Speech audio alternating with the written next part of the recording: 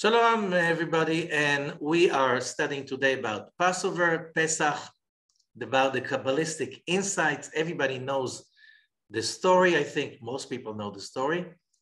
However, this is not as simple as it looks like when you study Kabbalah.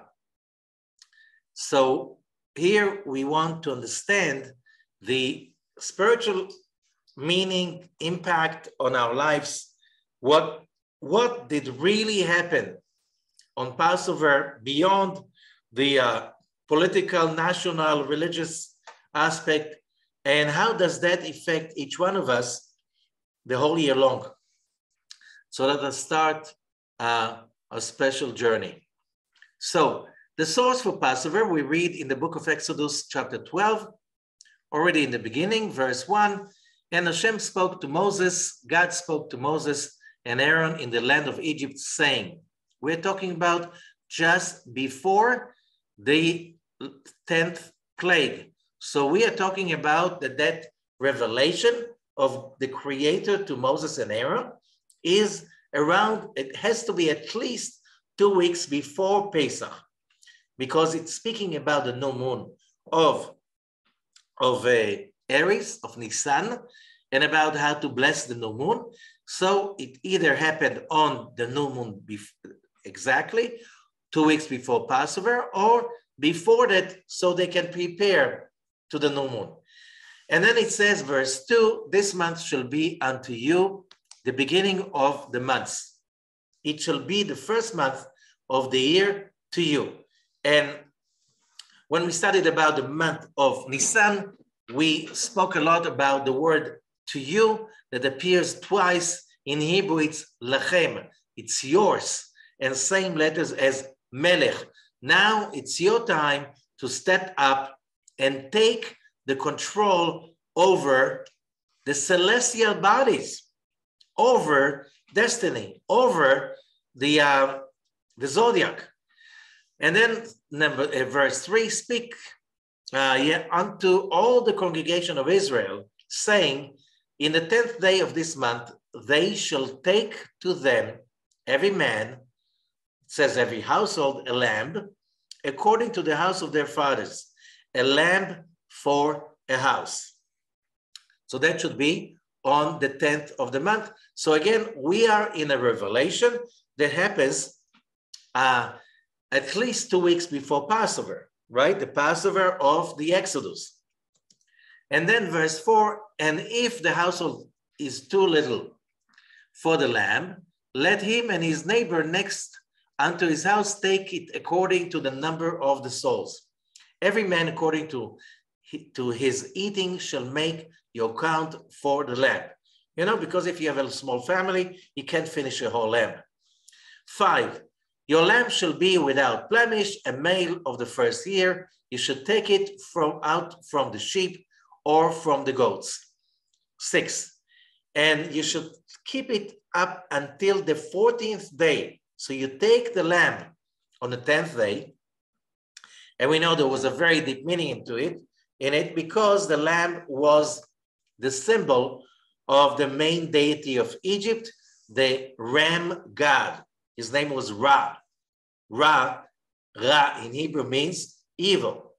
Okay, but his name was Ra, and he was the lamb god. And then the whole assembly of the congregation of Israel shall kill it in the evening, which means just before the new moon, the eve of Passover should be slaughtered. It doesn't say killing, slaughtered. And they shall take off the blood and strike it on the 2 side posts and on the upper doorpost of the houses, wherein they shall eat it. And they shall eat the flesh in that night, says meat, roast with fire, and matzah, unleavened bread, and with mahor, bitter herb, they shall eat it. Verse 9, eat not of it raw, nor boiled at all with water, but you should not boil it with water, but roast it with open fire, his head with his legs, and with the pertinence thereof, which means the lamb should be roasted on open fire, that everybody should see that that's a lamb. So with the head, with the legs, so it looks like a lamb as long as it's being cooked on the fire. You should not let nothing of it remain until the morning, and that which remained of it until the morning you shall burn with fire, which means they ate the lamb, the meal with the matzah and the bitter herb till the morning, and then till the morning they were still in Egypt. 11, and thus shall you eat it, with your loins girded, your shoes on your feet, and your staff in your hand, and you shall eat it in haste. It is Hashem's Passover, God's Passover. Pesach hu Hashem. It's Pesach to God. For I will pass through, or pass over the land of Egypt this night, and will smite all the firstborn in the land of Egypt, both men and beasts. And against all the gods of Egypt, I will execute judgment. I am Hashem. Continue. Verse 13. And the blood shall be to you for a token upon the houses where you are. And when I see the blood, I will pass over you. That's where the name Passover is coming from. That, the simplistic explanation, I will pass over you. And the plague shall not be upon you to destroy you when I smite the land of Egypt. Verse 14, and this day shall be unto you for a memorial. And in Hebrew, zikaron, Kabbalistically means a connection to a positive light. Zachar. Okay, so what do I mean memorial? Why should I remember something that happened so long ago? If I'm studying Kabbalah, I realize if I do something, it's because there is some value to what I'm doing. Otherwise, why should I do it? And you should keep it at a feast to Hashem throughout your generations. So here, God, the same time he orders about that Passover in Egypt, God is also giving instruction that Passover will be kept for generations. You should keep it a feast by an ordinance forever. 7 days shall you eat unleavened bread. Even the first day you should put away leaven out of your houses. For whoever eat leavened bread from the first day until the 7th day of the holiday of Passover, that soul should be cut off from Israel. Okay? So just a second. When is this being given? This is being given at least 2 weeks before Passover. So why did they eat unleavened bread? Because the Creator told the Israelites very clearly, you should not have leaven in your home for a week, not this coming Passover and ever after. Okay? So whoever is saying we eating matzot, unleavened bread, because we were in haste, just a second, we had the whole night to get out of Egypt. We left only in the morning. So how long does it take for the leaven to rise, for the bread to rise? 18 minutes. And in Egypt, it is pretty hot this time of the year, I think. So what's the story about that they were rushed out? And the story here, these are the exact words of the Torah. It says really simply and clearly, they ate unleavened because they were told to eat unleavened 2 weeks at least earlier. They did eat in haste, but this is not the reason why they ate matzah. They were ordered to eat the matzah and the bitter herbs with the lamb 2 weeks at least earlier. So we are still with the question, what's the story of the unleavened and why is it so important? And why eating the leaven is going to cut you off from the house of Israel? And in the first day, there shall be a holy convocation. And in the 7th day, there shall be a holy convocation to you, no manner of work shall be done in them, save that which every man must eat, that only may be done of you. Which means on the holiday of Passover, like at the other two holidays, Sukkot and Shavuot, you can cook on Pesach during the holiday only on an existing fire, or you can turn on the fire. You cannot extinguish the fire. I won't go into these rules. And you should observe the feast of unleavened bread. That's how he calls in the Torah. This is Chag HaMatzot, the holiday of the matzot, unleavened bread.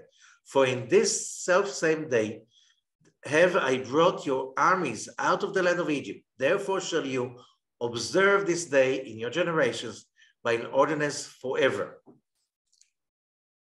Okay, so the question is, we have a few questions. A, why was it so important to take a lamb? Why was it so important to bless the new moon before it's happening? Why it was so important to take the lamb on the 10th day? And why the major event was to slaughter the lamb, roast it on open fire as a complete lamb, and eat it with matzah, unleavened bread, and bitter herbs. That was the center point of the holiday, and till today in a way. So what's the story of Passover, and what is the whole story of the Passover celebration, Passover night, or what is called the Seder night? Seder in Hebrew means order. Very simple. Why? Because it has an order. You have 15 stages on that night. They're written in the Passover Haggadah. You follow the stages. You have a lot of Haggadot also in English, if you don't understand Hebrew. And you follow by the rules of, you see, there are 15 stages. And that's why maybe it's called Seder, order. Because there's an order. How do you celebrate that Passover night? Okay, so the question is, why unleavened bread? What's about the ram and the lamb? What's the story of the new moon of Aries? And we have some questions. And why is this order? And what do we get out of it? Okay, so we're learning from the Arizal, Rabbi Isaac Luria, the great Kabbalist of the 16th century that lived the last few years of his life in Tzfat, in the Upper Galilee in Israel. And that's where he taught most of his teachings.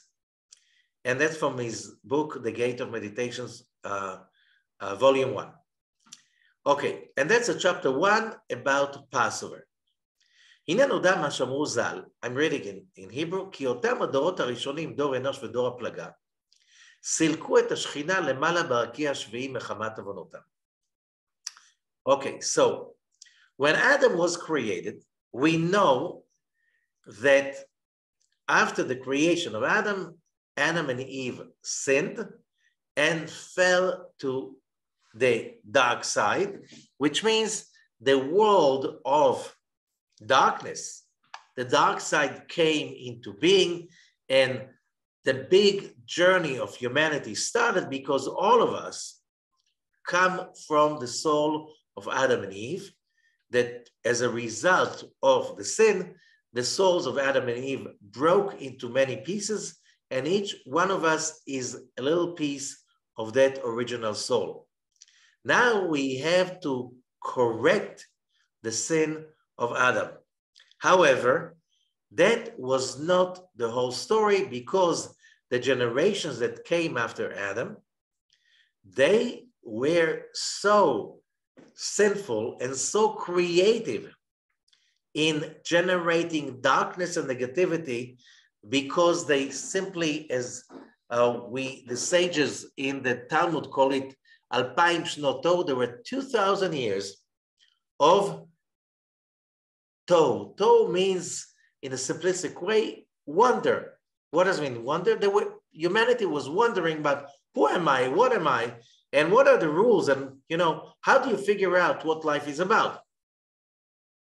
They forgot where they came from, and the result was so many atrocities, so much negativity, and one of the most famous is the story of the Mabul, the flood, Noah's flood. And so every generation of terrible additional sins of dark magic, witchcraft, and all what is connected to human beings behaving without any morals, any ethics, and any values of a really important spiritual substance, the result was more and more blemish.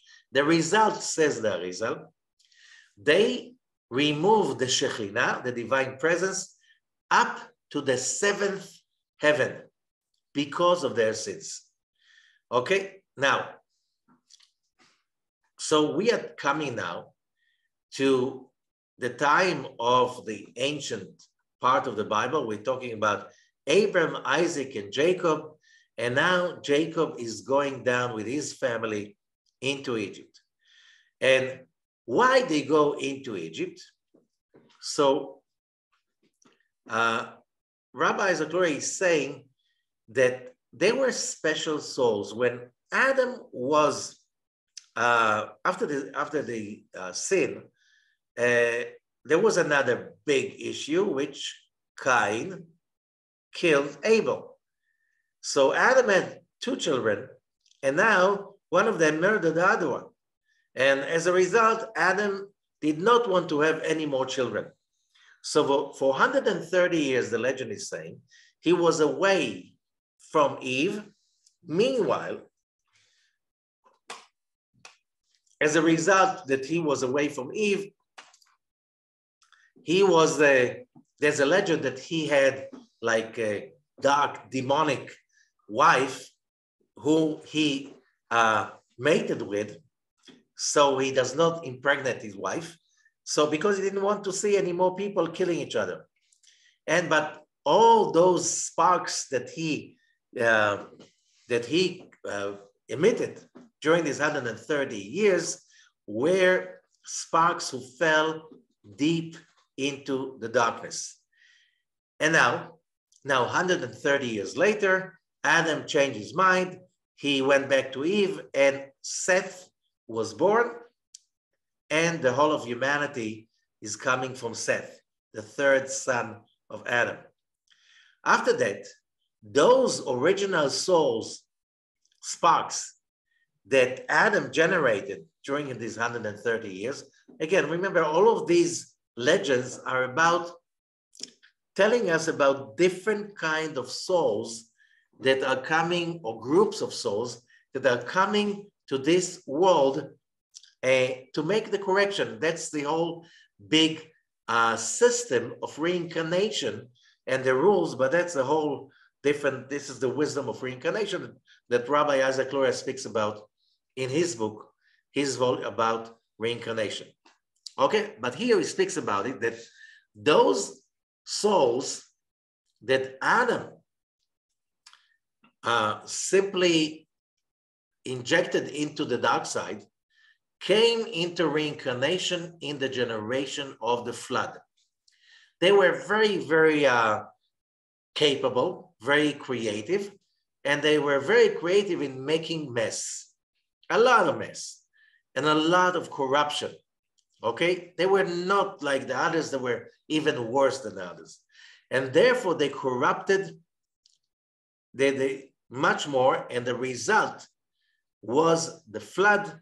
It was a first stage of cleansing their negativity, that they now had the negativity of the sin of Adam, and then the negativity of Adam's 130 years, and then their own negativity, and the flood simply removed a lot of it. That did not really correct those souls. They had to come again, okay?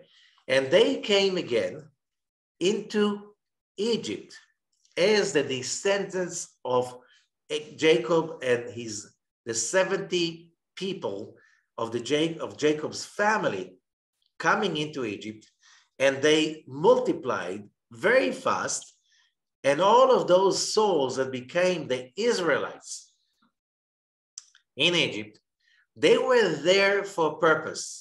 They were there for the purpose of cleansing. That was why they were going through so much torture and abuse, all of these years of slavery in Egypt. Okay, there was a purpose for that. It was not just a mistake or something that, things do happen. And you should know, says the Arizal, Kinyan HaNeshamot and Kinyan HaZahav. Souls, human souls are like gold that you find in the gold mines. And when you take the gold out of the mine, it's very, very filthy. It doesn't look like gold. You can't, it doesn't look like gold in the beginning because it's mixed with so much dirt. So what do you do from these ores of gold? You have to purify them. How? In the iron furnace. So little by little, you burn them in the iron furnace. The pure gold is collected in the corner. You collect it and then you do again and again till you can see the pure gold appearing out of the dirt the way that it was mixed with. And the Arizal is saying the same thing with souls. וכן העניין בנשמות. כי בחטאו של אדם הראשון התערב טוב ברע. Because of Adam's sin, good was mixed with evil, especially those sparks of the 130 years. And these sparks were now being corrected through all the suffering, the misery, and the torture in Egypt. Slowly, slowly, that's why it took a few hundred years, till they started to be corrected. And now gold could be seen out of them. And that was the generation of the Exodus. They were those souls from the flood, from the Tower of Babylon, from Adam. Okay, that's where they came from.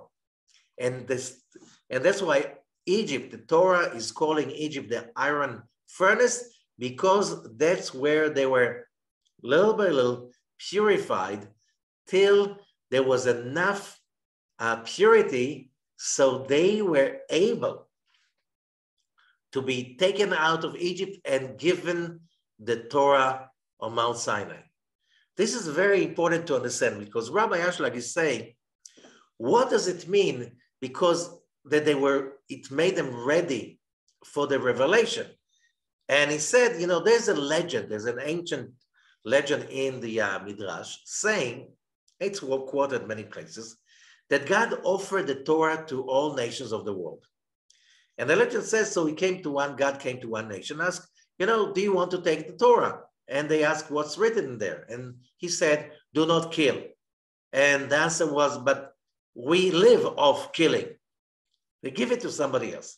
So he brought the Torah to another nation, and that nation said, what's written in there? And God said, do not steal. But we live off stealing. And so on. Do not commit adultery. That's the biggest pleasure in the world. Give it to somebody else. So Rabbi Ashlag is saying, did that really happen? Because if, we can find stories about the flood all around the world in so many cultures and civilizations. But we have no stories like telling about that thing that God appeared to all the nations and offered them the Torah. So basically that could be just a hint. What does it mean, a hint? It was just, says Rabbi Ashlag, that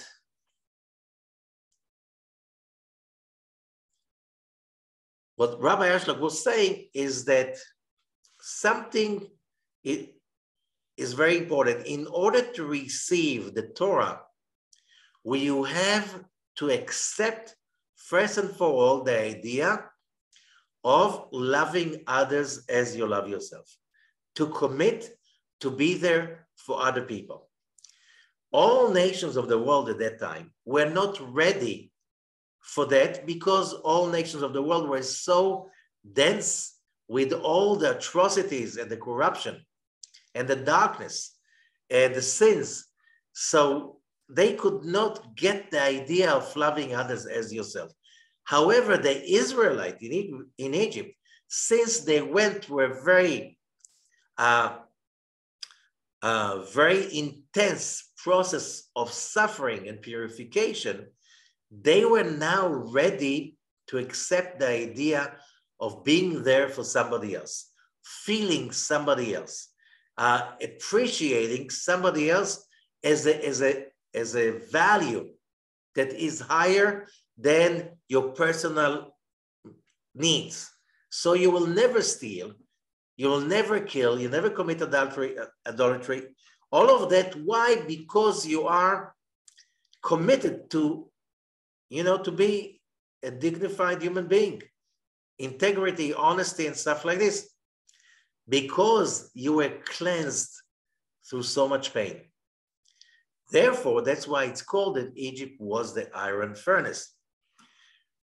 So everything that happened in the generation of Egypt, and by the way, all along history, was part and is and will be part of the grand plan of what we call the correction of Adam. And as we move along what we call history, we see how people's thinking is evolving. And more people realize the idea of loving others as yourself, so they will be ready to really connect to God's light. Because you cannot, by the law of affinity, you cannot connect to God's light unless you are ready to love another human being as yourself and to be sensitive enough to care for somebody else. Only when you reach that level, you are capable of connecting, tapping into God's network, which means bliss and wisdom. And that started on Mount Sinai. So, ובזה תבין טעם נכון, למה נגזר עליהם אותו השעבוד הקשה שאין כמותו? And by this you will understand the reason of the hard slavery and the torture, because that was, the payback. So, corresponding to the sin of the flood, the ones who did not really carried it out properly during the flood, they had to come again and to drown again in the Nile, and that was the decree of throwing all male babies into the Nile. Okay, if you read the book of Exodus. And corresponding to the sin of the Tower of Babel, or Babylon, it says in the story of the Tower of Babylon, if you read Genesis, it says, let us make bricks to build a tower. What was the punishment? So now in Egypt, they had terrible, bitter life when the Egyptians forced them to make bricks for their own building. So that was, you could see that each stage the Israelites went in Egypt was really meaningful in order to bring them to the proper place. Now, ולהיות ככל אותו דור היו מבחינת הדעת, and because all of that generation were coming from the place that is called, from the tree of life that is called Sfirat Da'at. Da'at, and Da'at is the, when Chokhmah and Binah come together in order to give their light to the lower seven Sefirot, that is called Da'at. And we know, because, and that is a very important Sephirah, because that means connection, knowledge. And Adam knew Eve, there was a connection. So we know when a Sephirah above is being blemished, that brings the dark side to hold on to that Sephirah.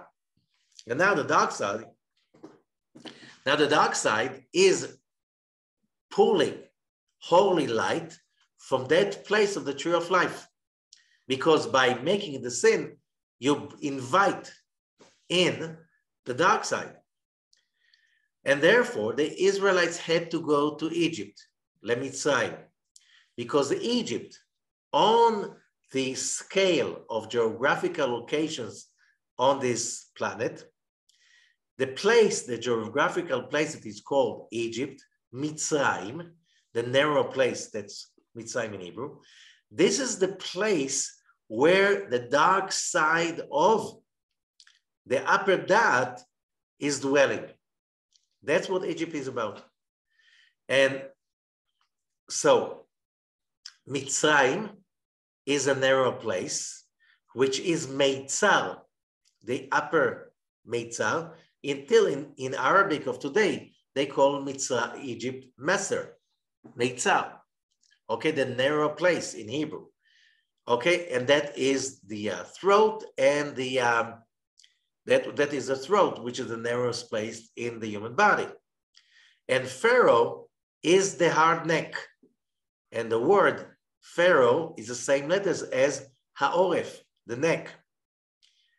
So the dark side, the darknet, was connecting to the God's light net in Egypt.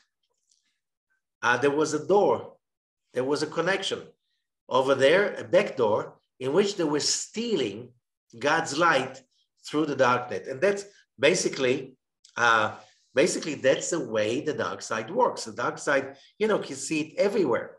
If you have a society of people, all of them are dark, already, all of them are thieves and liars and so on. Who they can steal from, okay? They need some honest people to steal from, okay? That's how it works in the physical world. That's how it works in the spiritual world. How the Egyptians were so well trained in the art of black magic, which means they had their own dark net of black magic, sorcery, idol worshiping, that was all through connection to networks of power. And that's how they enslaved the Israelites with that dark force that they had. So because of that, because the Egyptians were connecting to the light net through their own dark net, the result was a very, very dramatical. So, so when the dark side is breaking in, hacking into the light net because of the evil of people, the bliss is getting away from that place, so the dark side is not going to rob too much from the light net. So because Pharaoh and Egypt were basically connecting through their dark net into the upper da'at, the result was, as I said, dramatical. The result was that Ze'er Anpin, the Sephirah in the tree of life of Ze'er Anpin, which is the Sephirah that is the bridge between the physical, mundane world and the upper source of life and bliss, godly bliss, the Sephirah of Ze'er Anpin, which is kind of the funnel of godly bliss into our physical world, okay? Because they were robbing that big scale, Ze'er Anpin, it's like a drawbridge, was pulled up into Bina, into the upper three Sephirot, so to minimize the robbing of that holiness by the culture, the civilization of Egypt. Okay, what happened when the drawbridge is pulled up? The enemy cannot come in and rob the castle. However, good people who want to get into the castle and get protection cannot, because they cannot enter because the drawbridge has been pulled up. Okay, now that is the kind of the the story behind. But what does it mean? And the answer is,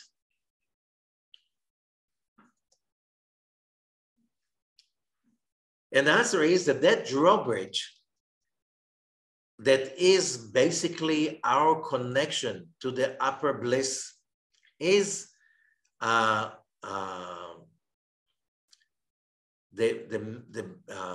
image, the symbol for that is the name of God, the tetragrammaton, Yud, K, Vav, K. Okay? And so, because that is the name of God that symbolizes Zeir Anpin pulling the light from the upper dot and bringing the bliss to every creature, every human being on earth. Okay? And therefore, and that explains, says the Arizal, when Moses saw the burning bush, he was really confused, because we know, whoever knows the story, he was like, that it doesn't happen. You're not going to take the Jews out, the Israelites out, and send somebody else. Moses was totally, look, if God appears to you in a burning bush, which is an amazing show, and says, go and tell Pharaoh, let my people go, you go and tell Pharaoh, let my people go. Well, how come Moses is arguing? And you know, a lot of people have a problem with a concept. You're stuck in a concept, and you don't realize that's not the way things are. Moses thought that the correction is, as we just said, in the Yud K Vav K. And Yud K Vav K is the number 26. And because it 10 sefirot of that spiritual level, so it's supposed to be 260. Now, when the burning bush story happened, it was only 210 years after the beginning of the exile in Egypt. So Moses was like, but there are 50 more years to go. The correction is in Yud K Vav K. So it should take 260 years, and now it's only 210. He didn't get it. And then God told him, this is not the secret of the number, but because Yud K Vav K had to be drawn up to disconnect from the darknet, it was hidden in the upper level above the level that is called mother, Bina. Well, Zeir Anpin is like the sun. So when Zeir Anpin was drawn up into Bina, Bina is represented by the name Aleph K Yud K, Ehye, and Ehye is 21. So when Moses is telling God, he still makes, who should I say send me? And God said, wrongly translated into English, I am what I am. That's not what it says. It says, Ehye asher Ehye. Tell them, Ehye, send you. Ehye is the name of God that when you refer to God's revealing himself through the level of Binah. Okay, and therefore it was 210.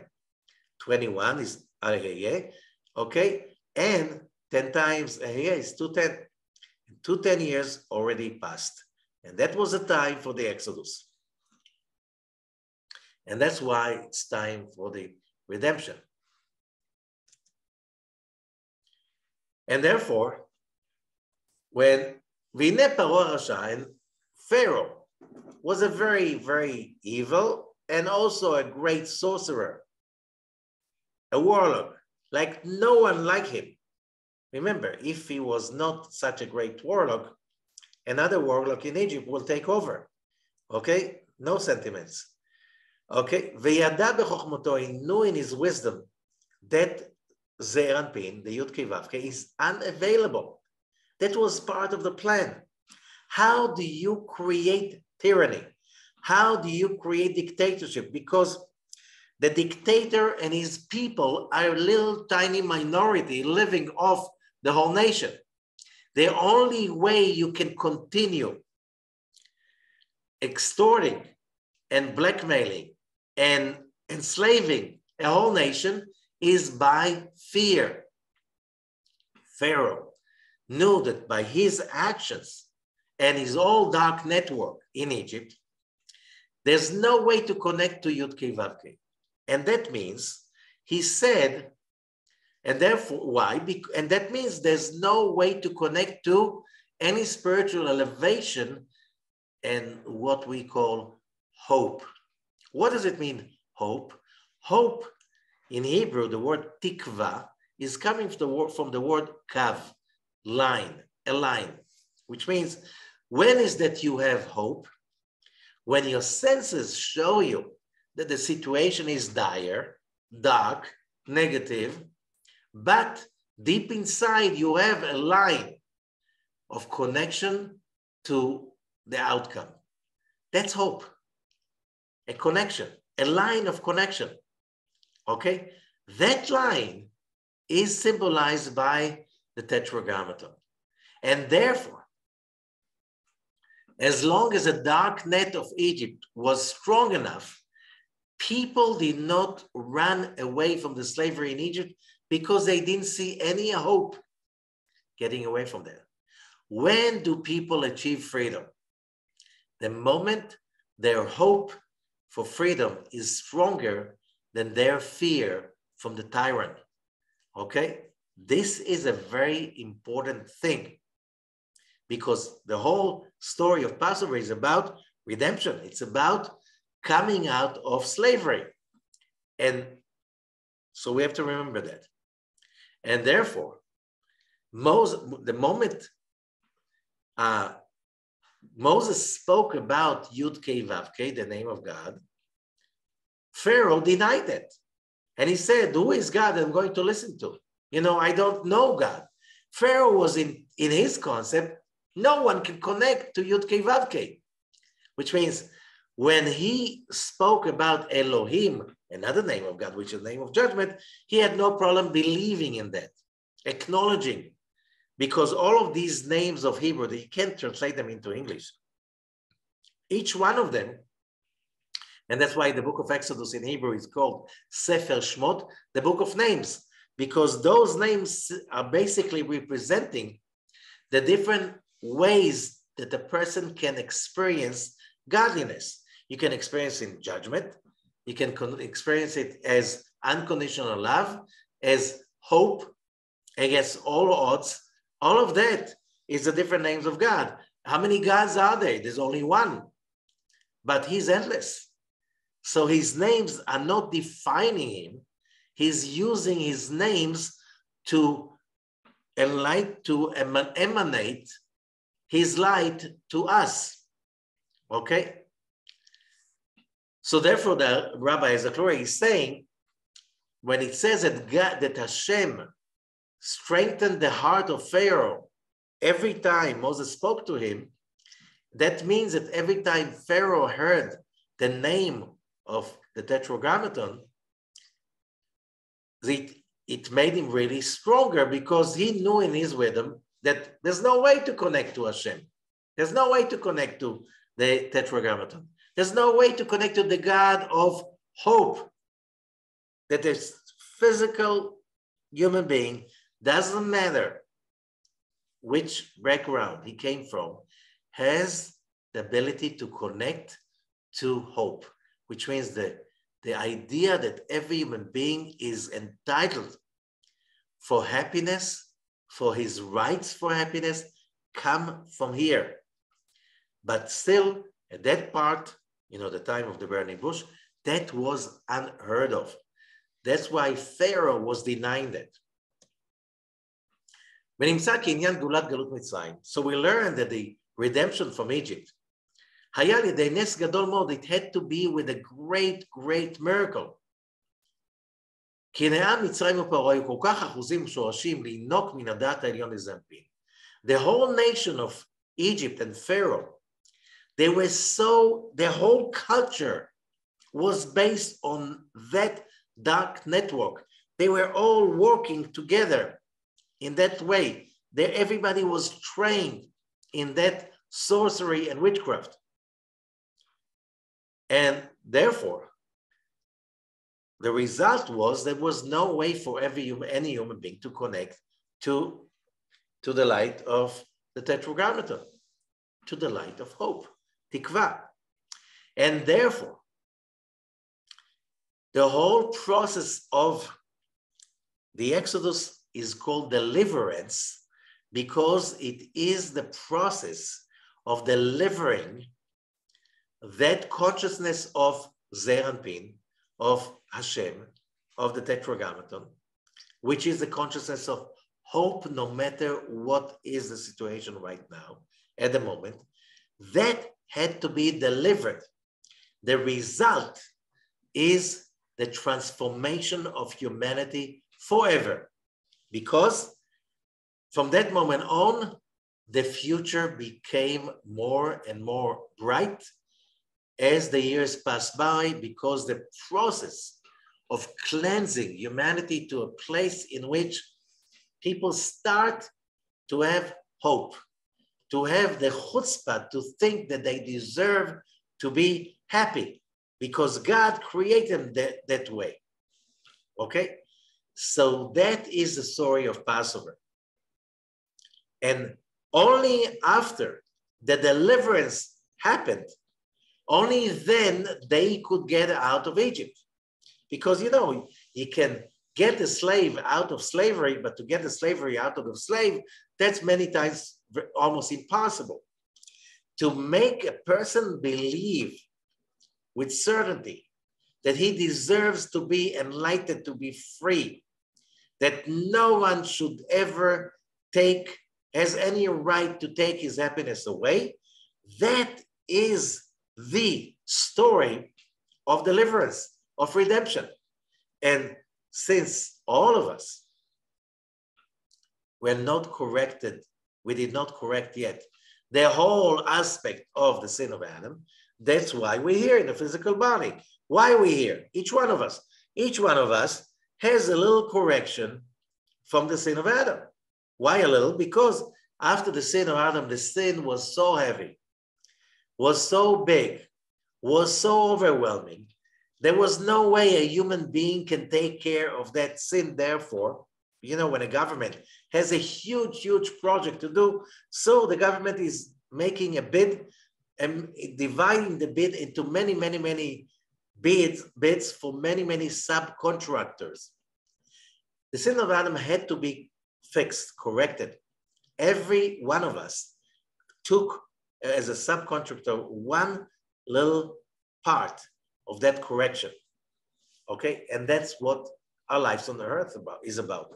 We're not here to, for the purpose of making money, spending it, having children, enjoying them, enjoying great food. This is not the purpose. These are means. The purpose is correcting the sin of Adam. How do we correct the sin of Adam? When we transform negativity into positivity. When we transform selfishness into unconditional love. When we transform hardship into excitement with love to God and his creatures. That is our job. All the other things we do along our lives, this is just the means. And all is fashioned upon the story of the Exodus. Okay, so now that we understood that, so what's the connection of the matzah to that issue? And so we're reading right now from the Zohar, Parashat Bo, Zohar, Parashat Bo, verse 166 in the Sulam commentary. Vaynu shama Rabbi Shimon said, מה שכתוב אך ביום הראשון תשביתו שאור מבתיכם כי כל אוכל מחמצת. On the first day you will remove leaven from your home. By the way, the word that the Torah is using is se'or.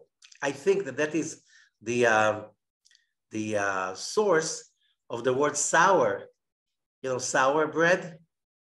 Okay, sour bread. This is leaven. Okay, the same thing. The sour is that part that makes it sour and grow. That's the culture, basically, of yeast or bacteria that make the bread to rise. That thing, the leaven, which is the sour, and the yeast, they are one level, says Rabbi Shimon. Okay, it's the same level. It's the other side, the dark side. This is the side.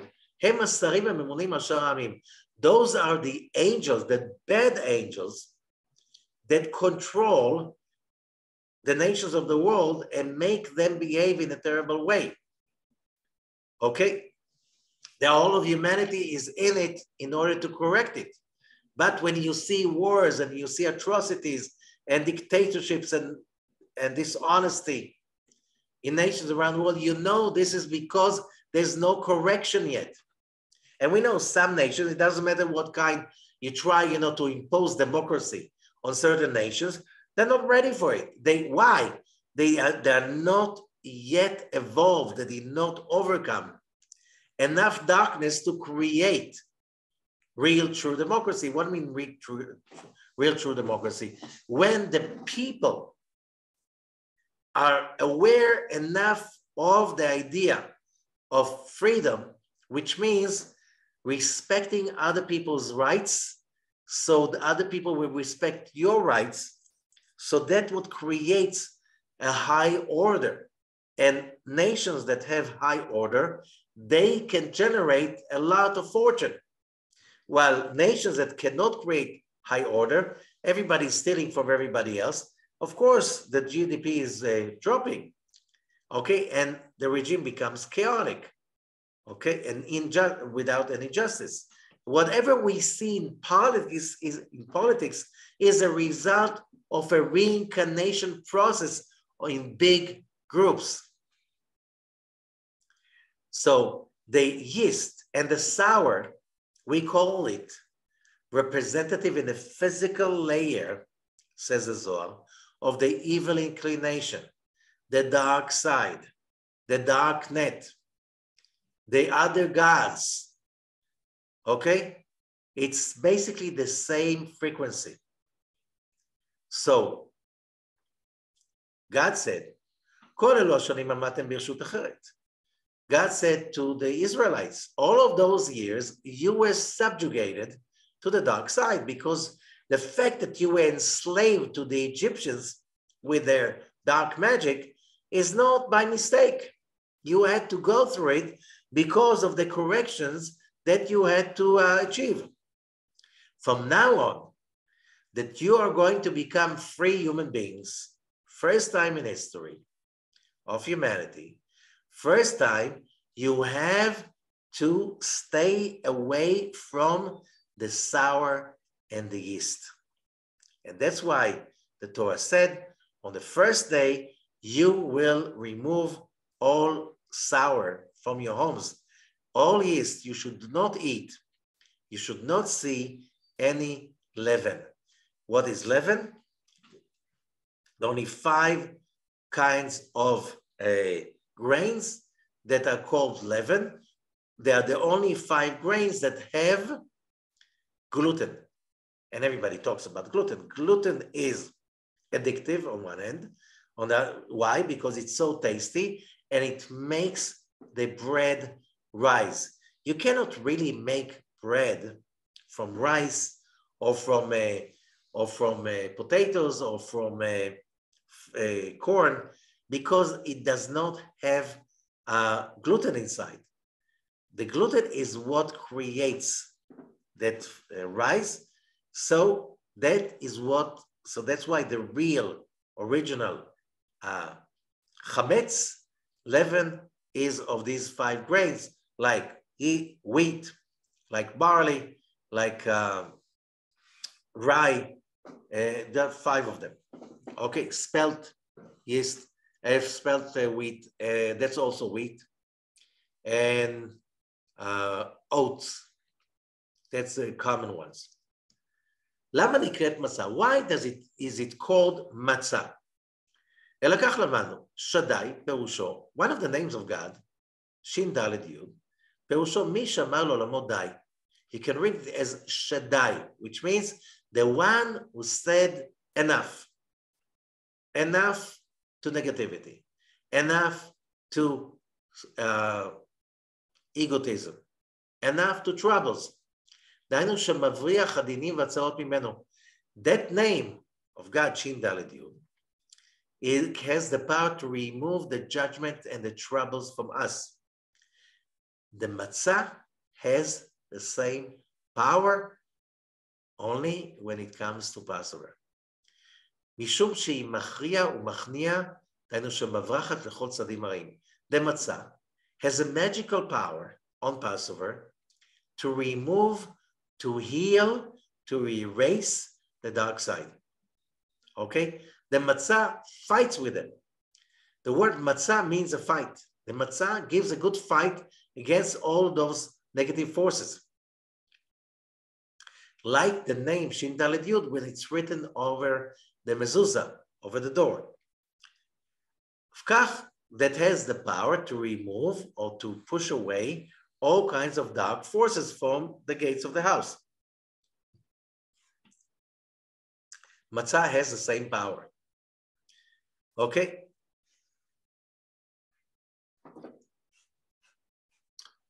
So, we've got right now going to continue to develop on that spot. So that's a teaching of Rabbi Nissim Peretz, the great of blessed memory, the great Kabbalist. And he says in the Zohar, so after that, Rabbi Elazar is asking his father, Rabbi Shimon Bar Yochai, after he explained to him why we are not eating chametz, leaven, on Passover. Because the leaven is the dark side, is the connection, is a symbol in this physical mundane level. It's representing all of those dark forces that disturb us, and we can remove them by using the matzah. So, and then the eating of the matzah is basically nahama dimhenuta. It's a bread of faith. Therefore, Rabbi Elazar is asking, so why do we avoid eating chametz, leaven, just on Passover? Why we eating matzah only 7 days? Should be that we eat matzah all year round and we stay away from chametz and just be getting used to matzah the whole year round. Okay, if the bread is so dangerous, and you know, today people know how dangerous bread is, and today all the breads and the pastry you have in the bakeries and in the supermarkets, all of them have huge amount of gluten because first it's addictive, second it makes the dough rise really fast. Without that additional gluten, the dough has to rise for many, many hours till it's tasty. Okay, so that's why they add a lot of gluten. And therefore, a lot of people in our modern society exposed to a gluten that is a protein. And when you're exposed to a protein too much, you start to develop allergies, and especially to gluten. And gluten in English is gluten and gluttony, same source, because it is the evil inclination. So why shouldn't we eat matzah and stay away from leaven the whole year round? And the answer of Rabbi Shimon, the days of Pesach are the seed of the whole year. The seed for what? The seed of our fight against darkness. And the real correction is in the seed level. So if you fixed on the seed level, then you don't have to be too careful about it along the whole year, which means once a year, we get vaccinated against the evil inclination, and the vaccination is called the matzah. And in order to get the proper vaccination, we need to eat the matzah on Passover with that in mind, with that intention, so then we have less trouble fighting with the dark side through the whole year round. Which means if a person that is very, very careful on the night of Passover and on the 7 days of Passover, which very, very careful not to eat leaven and to eat the matzah and the maror and all of that stuff, that gives that person a new level of freedom from the dark side for the whole year. Which means the more free I am, the more hopeful, the more motivated I am about life, about everything. So we understand that Passover is not just the story, the ancient story that brought the message of freedom, of happiness, freedom to live, freedom to out for any rights that we have. And that message started to simply affect the rest of the world, and it took thousands of years. And it's still not over. But you look around, we are much, much better than we've been before the Exodus. The whole world is much, much better. People have more rights, more hope, more abilities. Okay?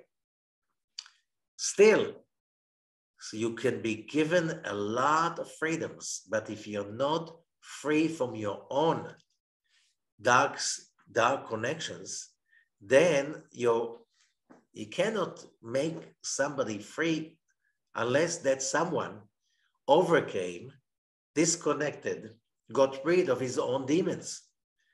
And then Passover, matzah, the whole thing is about achieving another level of freedom. Every year, another level. So as we mature, we have more and more accumulated freedom that we achieve by using that story of Passover. And therefore, if the person is very, very, very careful on Passover not to eat leaven and not to have leaven in his home or around him, the result will be, it will be much easier not to fall under the dark side during the year.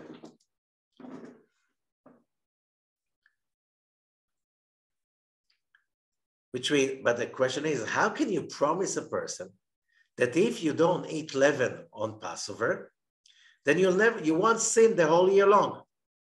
Why? You see a lot of people that do keep the Passover Seder, but they still have evil inclination. Okay? And the answer is, of course, we will have evil inclination. Without the evil inclination, there's no fight. Without the fight, you cannot earn higher levels of connection to the Creator. However, you will have fights and falls and stuff like this, but you'll have better powers to get up and to win and to achieve victory. This is what Passover is giving each one of us.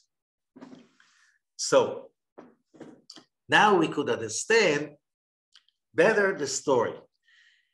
When the Israelites were slaves in Egypt, the world was in a very deep darkness. People had no ability even to think that they deserve better. Okay? The whole magic of the Exodus is when Moses is coming to Egypt and he's starting with the 10 plagues. 10 plagues, so our sages are teaching us, as the universe was born, we read about it in Genesis chapter 1, and it says, "Ba'asara ma'amarot nivra ha'olam." The world was created by 10 sayings. There are 10 times in Genesis chapter 1, and God said, "Let there be." 10 sayings. Each one of these sayings is another injection. God doesn't speak. To remind you, he has no mouth. And in the beginning, there was not even air, not to speak about mouth. You need air to make sound. You know, when who was there to listen? There was no one. If a tree fell in the forest and nobody was there, did it make a sound? No. That's quantum physics. Illogical, but it's real. That's what they say. Okay, if God said something, but there was no ear to hear, Did he say something? No. Yes. Because what the reality that was created was the witness. And there was a result. So why 10 sayings? 10 sayings represent 10 illuminations that really give the life force to reality. Because of the sins of Adam and his followers, that was covered, that life force that sustained the universe was blocked and covered with a lot of darkness. So in order to get the Israelites out of Egypt, you have first to remove that darkness, because he can come and take them out of Egypt. They won't come with you. It's like, I'm a slave, supposed to be a slave. What do you want from me? So the 10 plagues were basically 10 removals, 10 stages of removing the darkness from the 10 sayings. Therefore, the result, the outcome, was 7 weeks later, Mount Sinai revelation, 10 sayings, 10 what is, known by mistake as the 10 commandments. It doesn't say commandments, it says sayings. Okay, utterances. Okay, that's what it says in the Torah. Nowhere in Hebrew it says 10 commandments. Okay, which means these 10 commandments, they were not commandments, they were basically emanations of life to humanity. Okay, that was the story of Mount Sinai revelation. Now we can understand why everyone on Mount Sinai achieved eternal life. And because of the sin of the golden calf, they fell back into mortality. Okay, but that was available on Mount Sinai. And sooner or later, the Israelites were supposed to bring that message to the rest of the world. Golden calf, okay, so we'll do it later. Now, so those 10 plagues were coming to the last one. And those 10 plagues were in order to remove the darkness from reality. And that's why we read the 10 plagues during the Haggadah, because we want to follow the steps of removal of negativity. That's why we pour a little bit of wine for each, because it's like, that's the negativity we want to spill away. And the wine you spilled from the cup, you're not supposed to touch it. Supposed to get rid of it or throw it to the toilet or something like this, because you don't want anything to do with that negativity. You're just simply chasing away from your home. This is the story of Passover. So when we come into the 10th plague, God is saying, now, guys, it's the last one. You're supposed to be closer to the ability to be free. And that means I'm giving you right now, first of all, I'm handing you over the ability to bless the new moon. And by this, you become a real partner with me in the creation. How come you become a partner? Because when we announce that the new moon is of Aries, we have the power to make it Aries. We have control over the month. Okay. And that's what's called the blessing of the new moon on Shabbat before the new moon. We have the power to determine and to control. And why Aries? We said Aries was, the symbol of Aries is the ram god. And the ram god was the main power of the Egyptians. So taking the ram, first of all, controlling the zodiac sign of the ram, Aries. Then you take the physical ram of 10 days later. What 10 days later? After you took control of the metaphysical ram, you wait 10 days. Now you're ready, 10 Sefirot. You're ready to take control over the physical ram.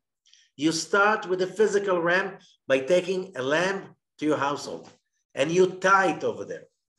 And people passing by, they hear the ram, the lamb crying, I want to get loose. No, you're staying here. The Egyptians were exhausted. Can you imagine? Yet there's a whole nation in India, and then thousands of them taking cows, holy cows, tying them up, and then in one night slaughtering all the cows, and outside on the street, they roast the cows and they look like cows. You can't say, oh, but that's not a cow. That's not beef. This is something else. This is turkey. No, it doesn't look like a turkey. It looks like a cow. There will be an uproar if you do that in India. Huge lynch. Can you imagine what the Egyptians were capable of doing? They didn't do anything. After 9 plagues, they were already almost finished. One more blow. And the blow was when they, all of them, slaughtered the lamb with the intention to slaughter the Egyptians' power. They connected to the ram god. Burn it. It's a fire sign. Aries is a fire sign. So fire, you fight with fire. So when they roasted it over fire, okay, and they took the bitter herbs eaten on Passover night.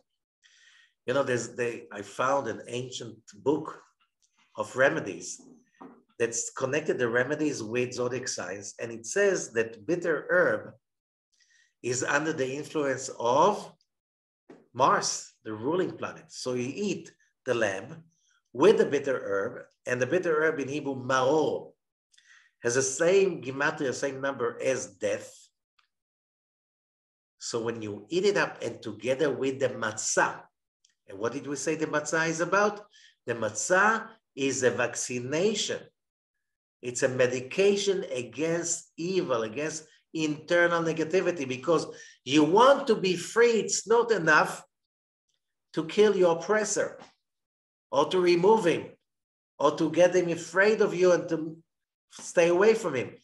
To be free, you need to believe in your right for freedom.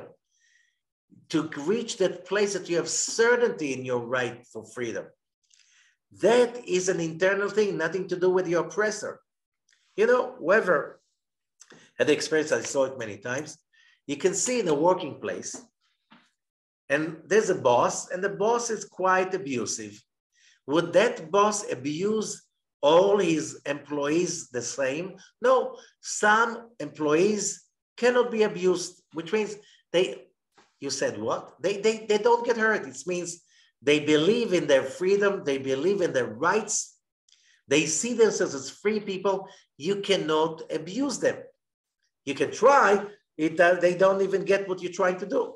It's like, no, you're not doing that.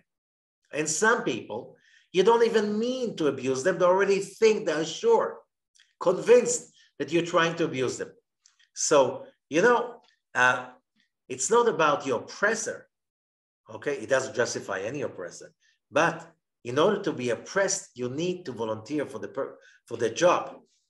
And achieving freedom on Passover is basically to heal ourselves from the slave malady that we have inside, that we get addicted to oppression, to evil, to disbelief, to not recognizing our rights for happiness.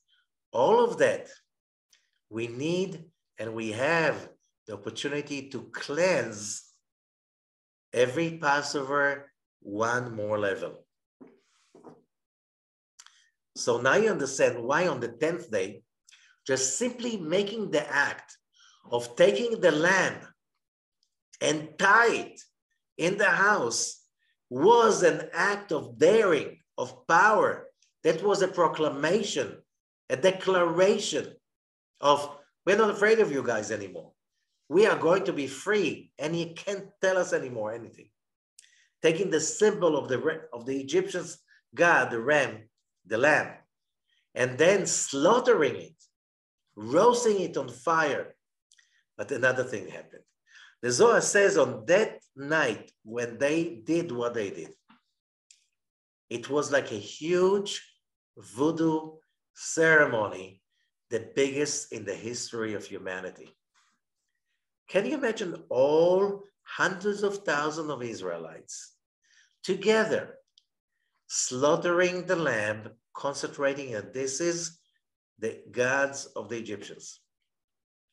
Then roasting it on open fire. And that again, you kill fire with fire. Then eat it up with a bitter herb, controlling Mars, the wars of Mars, and the matzah, which is overcoming negativity and especially evil inclination. What the Zohar explains to us, and on that night, at midnight exactly, the biggest, the most awesome amount of spiritual light descended to earth through the actions of the Israelites and flooded the earth with unprecedented spiritual light. Okay? They speak about it as one of the future doomsday weapons, which is